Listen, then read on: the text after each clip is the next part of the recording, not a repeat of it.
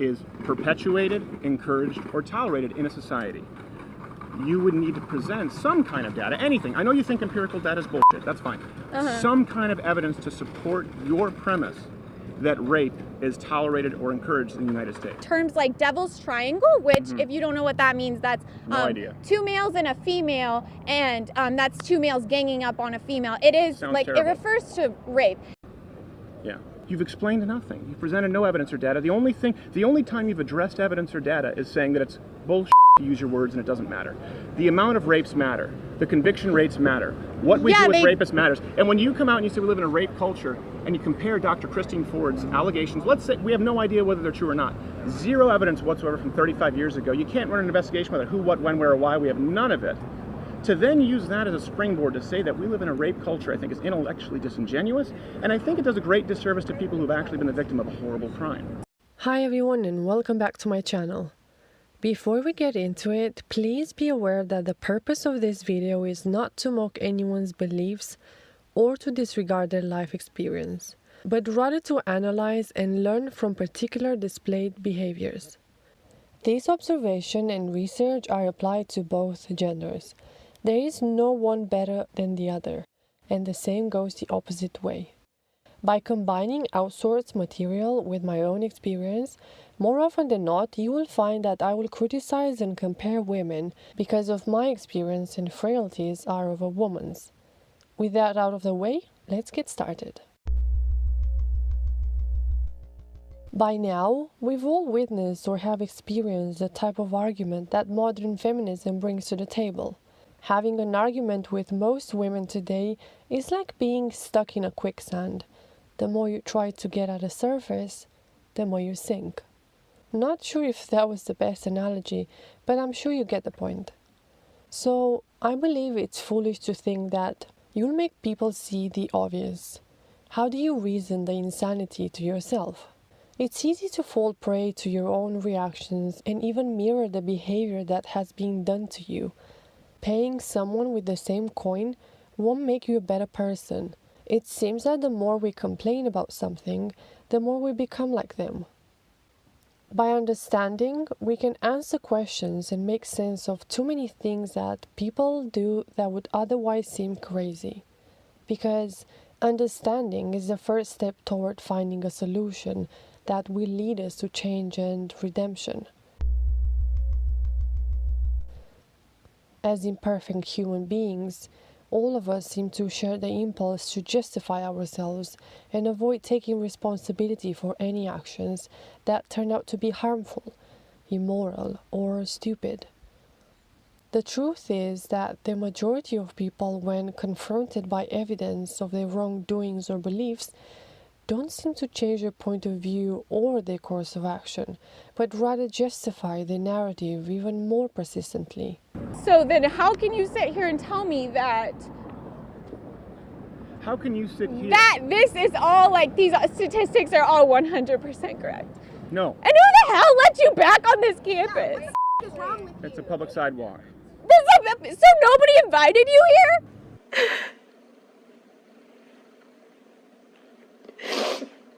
I can prove to you guys that I'm not that girl. And sexism doesn't come from women, so of course it's caused by men. This is a social construct. You don't think women can be sexist? I don't think that women can enforce misogyny. What a load of nonsense. No. When we look at the world doing it, it enrages us to say the least. But we're all guilty of this behavior. Obviously, we lie or invent stories to try and get away from uncomfortable situations, to avoid responsibility and to lose power. There is a difference between what a guilty woman says to the public to convince them of something she knows is true, and the process of persuading herself that she did a good thing. I think that's fantastic. Are you healthy? Have you been to the doctors and they've told you that you're healthy? Well, I think that's quite a loaded question because I don't think anyone here who's thin is going to be asked that. So I guess that's what I would say to that answer, that we have to look as well at the assumptions that are made. And I would say you can't actually tell someone's lifestyle or health by looking at them. because it allows us to convince ourselves about what we did and how that was the right thing. Self-justification can often be worse than an actual lie. Through self-justification, we are not only minimizing our mistakes and bad decisions, but it's also the reason why the whole world can see a hypocrite in action except the hypocrite.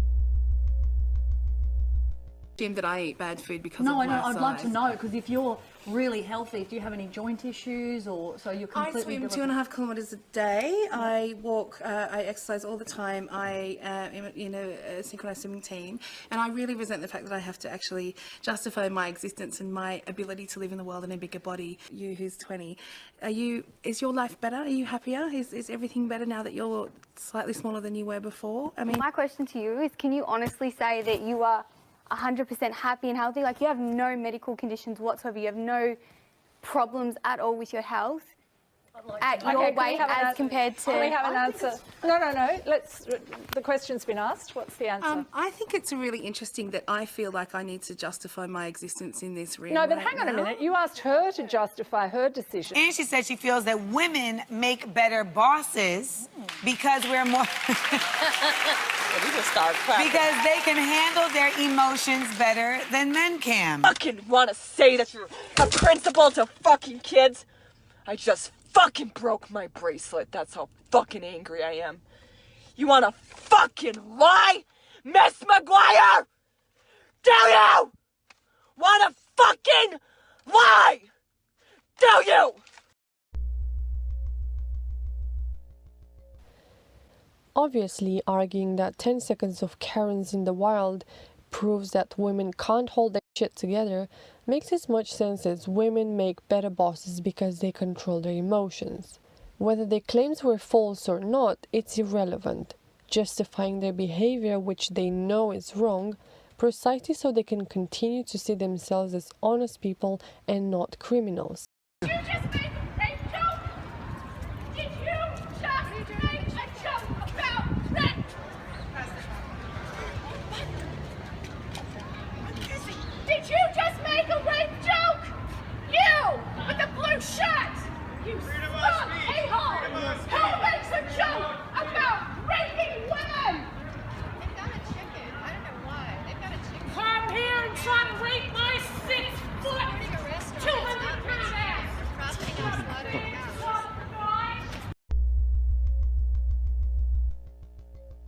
Between the conscious lies to fool others and the unconscious self-justification to lie to ourselves, there is a fine line called memory. Memories are often pruned and shaped by an ego-enhancing bias that blurs the edge of our past events, softens culpability by distortions of what actually happened. Idiot ass back on campus! Or that. How are you? My name is Macy and I've been raped. So. I'm sorry to hear that. Why? Have you ever been raped? I've not been raped. Well, then I mean, can I change your mind by saying I've been raped and a good majority of my friends have been raped, so. Over time, we forget the past and we believe our own lies, little by little, even though deep down we know our choices were wrong. We gradually tell ourselves that it wasn't all our fault and that the situation was complex anyway. You mean those who made up stories were believing their own lies? Well, say it often enough, it becomes the truth. Having read about this subject, I couldn't help but find myself in the imperfection of this way of being, called cognitive dissonance. Or in other words, a state of tension that occurs whenever a person holds two thoughts that are psychologically inconsistent. Since being in disagreement with oneself is producing mental discomfort, subconsciously what happens is that the brain will try at all costs to close the gap between the two thoughts. The conflict or the disagreement is disquieting, because to hold two ideas that contradict each other is almost like flirting with insanity. You cited freedom of speech in that. Why should your right to freedom of speech trump a trans person's right not to be offended? Because in order to be able to think, you have to risk being offensive. I mean, look at the conversation we're having right now. You know, like, you're certainly willing to risk offending me in the pursuit of truth. Why should you have the right to do that? It's been rather uncomfortable. Let's take a look at an example of a narrative that we're all familiar with, and that is the sexual liberating, empowered woman. Someone once told me that you can be right or you can improve. So in any type of argument, even though you're right, best solution would be to change, thus grow. But that's not easily accepted in today's culture. You can't expect to find anybody decent the way that you dress or the way that you look. So, am I supposed to change who I am to find a man? I know men like girls in jeans and t-shirt and sneakers, and I wear that stuff. I do that. It's just, I'm a girly girl. I like to be girly. I want to find a guy who can appreciate that and understand that without looking at me as an object or like something sexual. A perfect post that highlights the attitude of self-justification I'm speaking about is the following. Feel free to stop and read it for yourself. I've just highlighted exactly the narrative that I was interested in. Maybe I'll end up alone, and that's more than okay. Just because I am not with someone doesn't mean that I am not happy. I am surrounded by a strong group of friends, family that is supportive, and a career that I enjoy. If it works for others, that's fine, but this is not for me. I'm adjusting my thinking about relationships and what makes a happy life, focusing on myself. I won't settle for less than I deserve. Any of these strategies will destroy the possibility of ending up alone and miserable. By adding these new strategies, one could only feel empowered on being on their own. Fast forward 10 years from now. My clock is ticking, you know, I know what I want in life. I'm looking for someone who's wanting to settle down and, you know, have something serious. But if you're out on like a first date and these are the topics that you bring up with the guy, because I don't want to waste my time. I don't want to date somebody for like 3 months and find out this guy is not wanting anything serious at all. At times, she'll find herself at the crossroad of two thoughts, dreaming of being loved, cherished and accepted by a partner, and the idea of so-called sexual liberation and empowerment. To protect one's ego, she'll continually deny any weaknesses or lack of courage that leads to her present decision. As far as she's concerned, she lives for the present moment, and unfortunately, she's not too concerned for her future self. That's a problem for future Homer. Man, I don't envy that guy.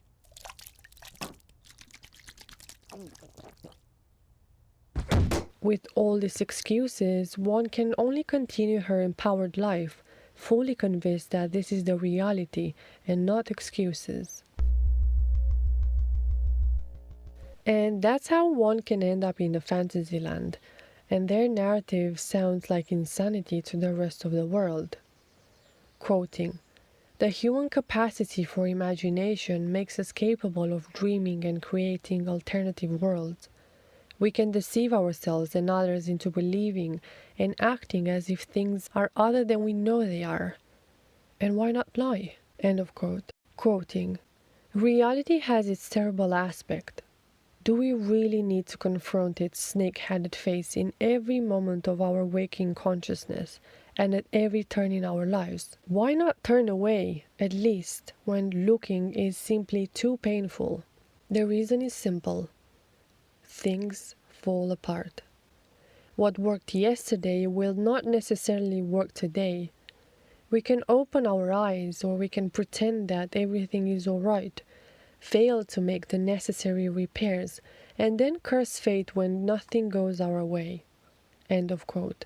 Quoting, "After that comes the arrogance and the sense of superiority that inevitably accompanies the production of successful lies. Apparently everyone is fooled except me, so I can get away with whatever I want." End of quote. So how in the world can they live with themselves? Well, you guessed, exactly the way the rest of us do. Here we are, guys. I hope this has brought a little bit of value to your day, your way of thinking and your awareness. If you lived through challenging experiences or you're acting out a lot of your shadow behavior, understanding our behavior and reactivity should help us accept, forgive, and be compassionate towards the world and ultimately ourselves. Thank you so much for watching, and I'll see you soon.